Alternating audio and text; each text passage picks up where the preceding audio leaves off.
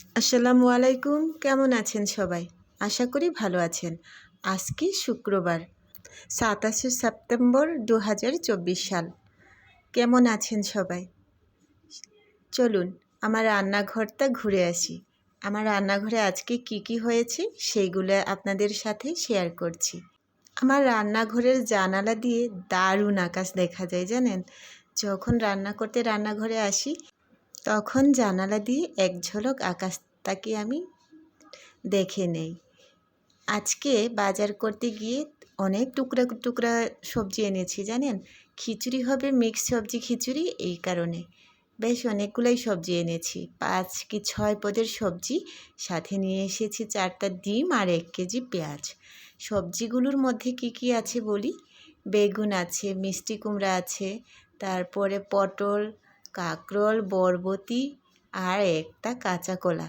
একটা কাঁচা কলা ১০ টাকা নিয়েছে। ডাল ভিজিয়েছি ২ ধরনের, একটা মুসুরির ডাল আর একটা মটরের ডাল।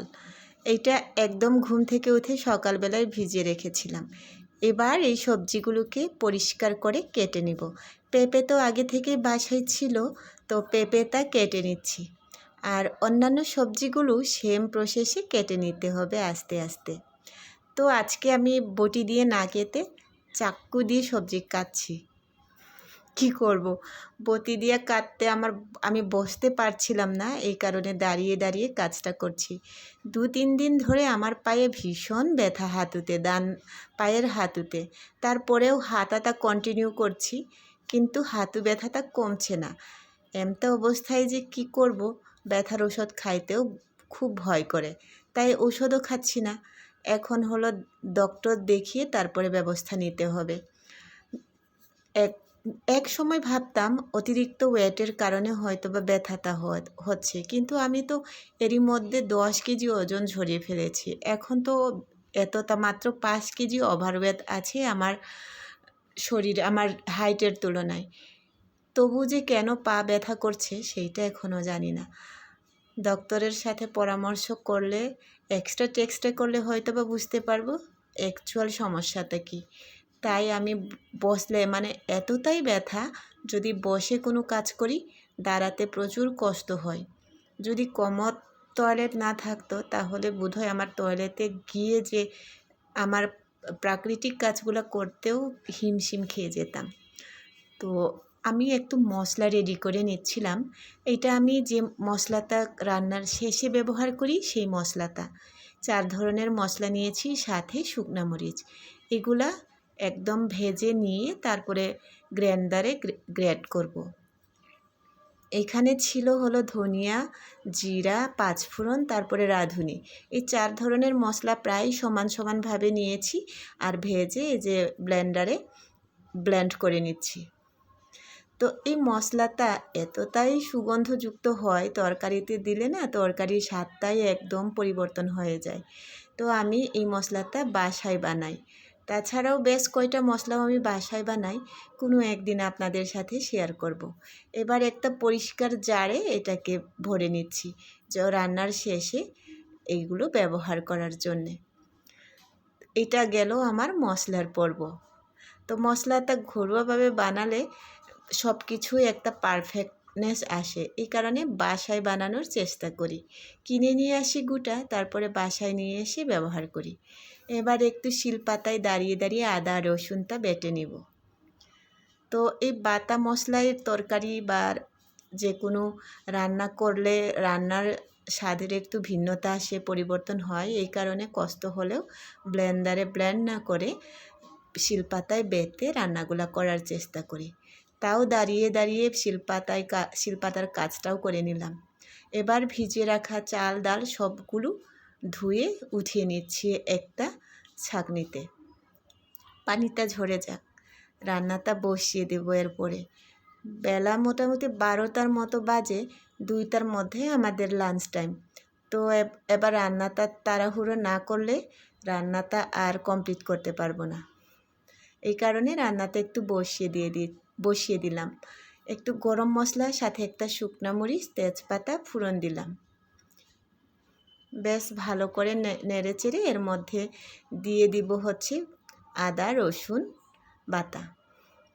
এর ফাঁকে আমি পেঁয়াজ দিয়ে দিয়েছিলাম, সেইটা স্কিপ হয়ে গেছে। তো এবার অন্যান্য হলুদ, মরিচ, ধনিয়ার গুঁড়া দিয়ে বেশ ভালো করে কষিয়ে যে সবজিগুলো আমি কেটে রেখেছিলাম সেই সবজিগুলো দিয়ে দিচ্ছি। বেশ অনেকগুলো সবজি, আর চাল নিয়েছি এর মধ্যে 1 পদ, আর হচ্ছে ডাল নিয়েছি মেবি 2 ধরনের ডাল মিলে তাও 250 গ্রাম হবে, মানে 250 গ্রাম চাল, 250 গ্রাম ডাল, আর বাদবাকি সবজি। এটা দিয়ে একটা নরম খিচুড়ি রান্না হবে, যাকে বলে লেটকা খিচুড়ি। এটা আমার বাসায় প্রতি শুক্রবারেই খাওয়া হয়। কোনো সময় খাই সকালবেলার নাস্তায়, আবার কোনো সময় খাই দুপুরে। আজকে দুপুরের জন্য আয়োজনটা করেছি। সকালবেলায় আজকে খুব সিম্পল নাস্তা করেছি। আমি নিজে একটা ডিম খেয়েছি, হাজব্যান্ডও একটা ডিম খেয়েছে, আর বাচ্চারা একটু ভাত খেয়েছে। সকালে অল্প একটু ভাত রান্না করেছিলাম, সেই ভাতটা ওরা বাসি তরকারি দিয়ে খেয়ে নিয়েছে। আর ওদেরকে বলেছি আজকে আর কিছু বানাবো না, দুপুরে খিচুড়ি রান্না করব, রাত্রে অন্য ব্যবস্থা করব। এই কারণে ওরা ভাতটা খেয়ে নিয়েছে সকালবেলা।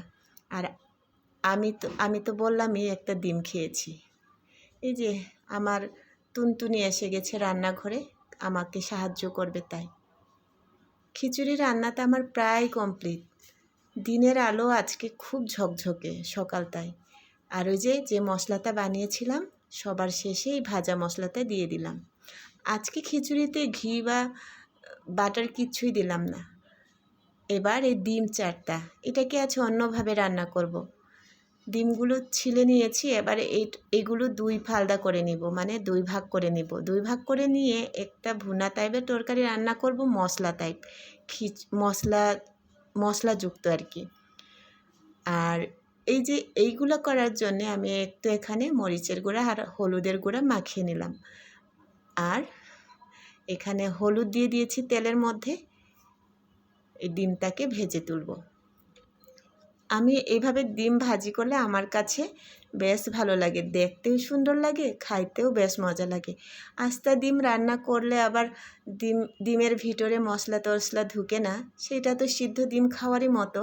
এই কারণে যদি রান্নাই করতে হয় তাহলে একটু ফালা ফালা করে কেটে তারপরে রান্নাটা করছি। ডিমটা এর মধ্যে আপনাদের সাথে গল্প করতে করতে ভাজা হয়ে গেছে, উঠিয়ে নিচ্ছি। আর এই ডিমটা ভীষণ চেটাচ্ছিল, আমি খুব সাবধানের সাথে কাজগুলো করে নিলাম। আমি এখানে একটু রাঁধুনি ফোড়ন দিয়েছিলাম, আর পেঁয়াজ আর গুঁড়া মশলাগুলো দিয়ে দিয়েছি। আর এই যে মশলা কষানো হয়ে গেলে ভেজে রাখা ডিমগুলো দিয়ে দিলাম। এবার রান্নাটা খুব তাড়াতাড়ি হয়ে যাবে। আজকে যদিও শুক্রবার, তারপরেও আজকে ডিম দিয়ে আর হলো আরও 2টা কি আছে, বড়া আছে, সেগুলো দিয়ে আজকের লাঞ্চ আমাদের।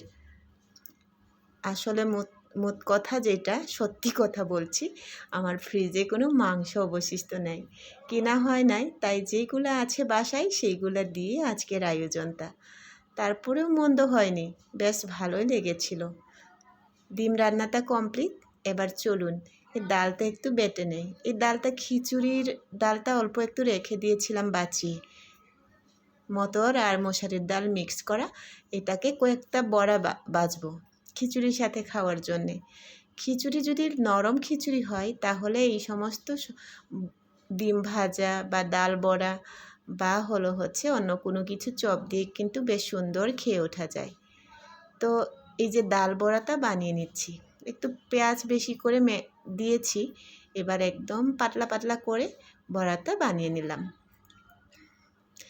একজনের জন্য 2 পিস হলেই এনাফ, এত বেশি লাগবে না, কারণ অন্য আরও কিছু আছে। তো এটা কমপ্লিট। এই যে সাজনা পাতা ব্লেন্ড গতকাল করেছিলাম, দেখেছেন, এটা আমি অর্ধেকটা রেখে দিয়েছিলাম, সে অর্ধেকটাই আজকে বানাচ্ছি। কালো বড়া একটু পেঁয়াজ বেশি করে দিয়ে নিচ্ছি আজকে। গতকাল তো খুব কম পেঁয়াজে ভেজেছিলাম, আজকে একটু পেঁয়াজ বেশি দিয়ে ভেজে নিচ্ছি। কাঁটা চামচ দিয়ে একটু উল্টে পাল্টে দিলাম। কালো কালো, প্রচণ্ড কালো। তো এই কালো বড়াটাও রেডি। আর কালো হলে কি হবে, খাইতে কিন্তু ভীষণই সুস্বাদু। রান্না বান্না পুরোটাই কমপ্লিট। চলুন এবার লাঞ্চের টেবিলে চলে যাই। আজকের খাওয়া দাওয়া এগুলো দিয়েই হবে। তো আমার আজকের ব্লগটা আপনাদের কেমন লেগেছে জানাবেন। যদি ভালো লাগে একটা লাইক একটা কমেন্টস করে দিবেন। আজকে এই পর্যন্তই। কথা হবে নতুন আরেকটা ভিডিওতে। সেই পর্যন্ত আল্লাহ হাফেজ।